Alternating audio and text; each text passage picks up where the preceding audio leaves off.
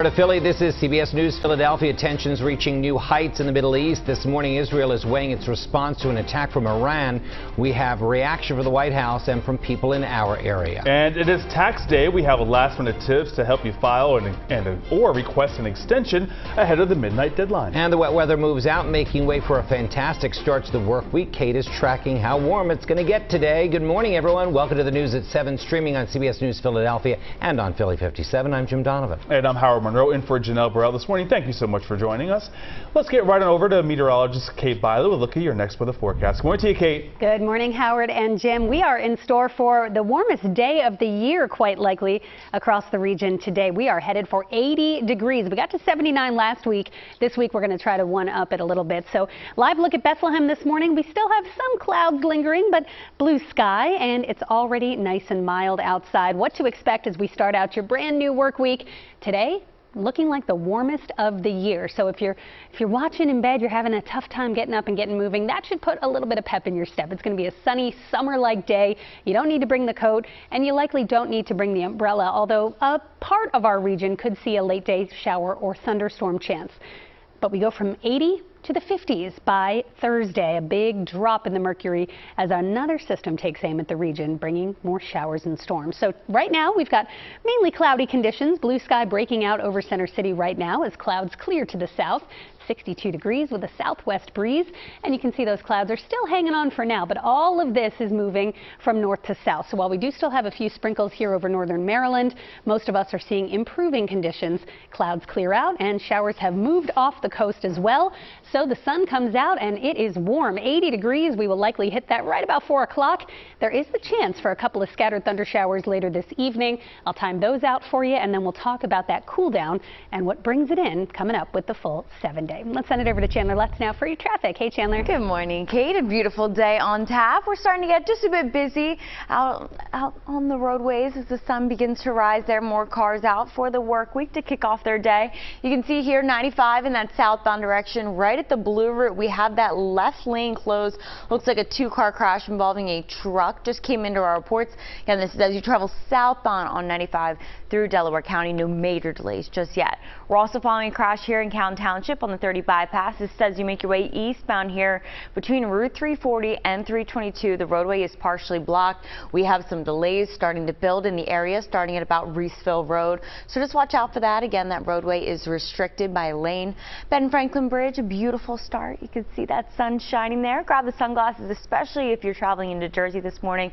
We're seeing some sun glare, and there's some construction along the coastline in Sea Isle City and along the Garden State Parkway southbound. Just before the Sea Isle exit, Howard, one lane is blocked. All right, Chandler, thank you very much. Breaking overnight, a shooting in front of St. Joseph's University shuts down City Avenue for several hours. The roadway has reopened this morning after the large investigation scene took over several blocks overnight. One person was taken to Lankenau Hospital. Their condition is unknown. Police placed several evidence markers near the intersection of City Avenue and Cardinal Avenue. Our Ross DeMattei will have a live report on this shooting coming up at 7:30. Now, the news this morning, Israel is weighing how to respond after Iran launched hundreds of drones and missiles towards the Jewish state over the weekend. Officials say 99% of the weapons in Saturday's attack were intercepted by Israel, the United States, the UK and Jordan. Following the attack, President Biden held a phone call with Prime Minister Benjamin Netanyahu. CBS News has learned that Mr. Biden told Netanyahu that the U.S. would not participate in a reprisal strike on Iran. We're not looking for a war with Iran. We're not looking for a broader regional conflict. And everything we've been doing since the 7th has been designed to prevent that outcome. President Biden met with other G7 leaders via teleconference yesterday to discuss the attack, which was in response to an Israeli airstrike on Iran's embassy in Syria on April 1st. 2 Iranian generals and 5 officers were killed.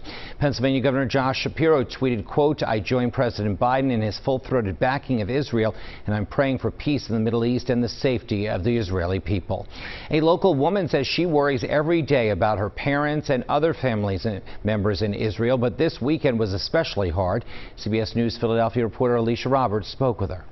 We've been firing missiles since October 7th on a daily basis. Danielle Gutman grew up in Israel and now lives in Montgomery County, but her parents and many of her relatives are still there, including Ohad Yohalomi and his family, who were kidnapped during the Hamas attack on October 7th.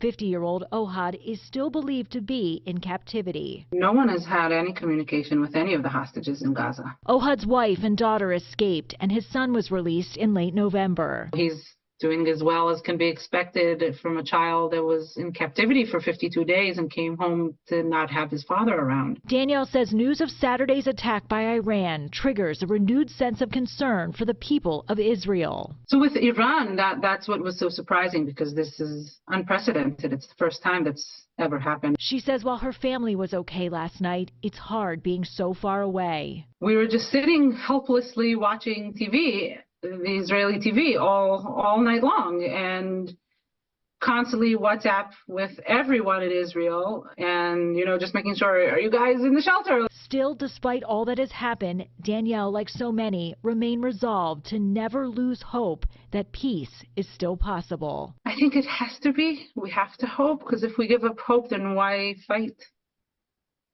Right? It has to be. There's no other option. Like, we can't keep dying. Alicia Roberts, CBS News, Philadelphia. Donald Trump will make history today as the first former president to go on trial for criminal charges.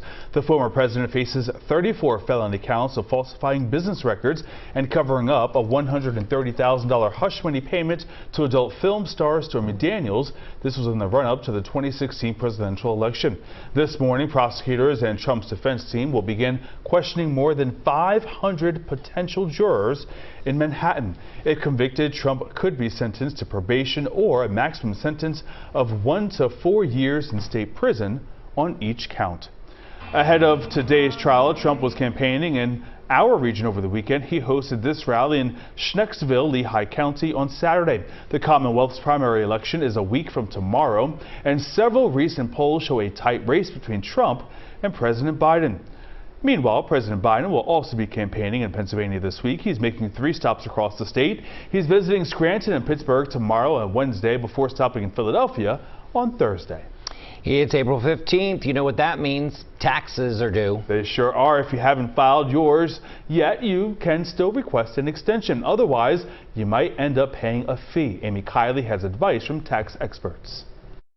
Fastest way to get your refund is to electronically file and to receive that refund through a direct deposit. It's not too late to file a tax return or request more time. It's possible to request an automatic 6-month extension for free through an IRS partner on the agency's website. The deadline for that is today, and it involves paying estimated taxes. For those who want to file before midnight tonight, the IRS this year is attempting a direct file with multiple states. People not in direct file states can check out the IRS's trusted partners. Those with an adjusted gross income of $79,000 or less can file with them for free. Others can use paid services. Experts urge taxpayers to enter information correctly. Something as simple as just, fat fingering your social security number, could really cause you a headache. Watch out for scams. If you didn't initiate that contact, go to the source. And avoid late fees. Sometimes people get scared and they're like, oh my goodness, I owe money, I'm not going to file. And for that, we really encourage people, go ahead and file. Amy Kiley, CBS News, Philadelphia.